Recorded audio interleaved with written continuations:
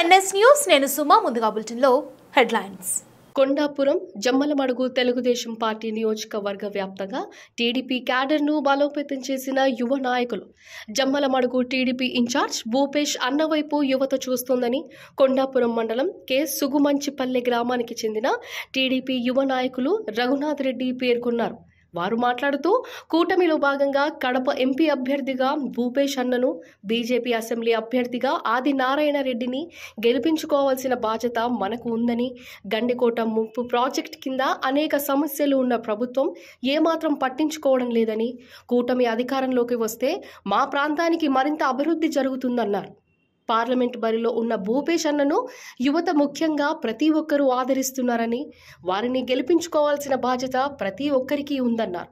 అలాగే గండికోట ముంపు వాసులకు 2 లక్షల అదనంగా పరిహారం ఇచ్చేందుకు ఆదినారాయణ రెడ్డి మండల ప్రజలకు తెలియజేయడం హర్షణీయమన్నారు.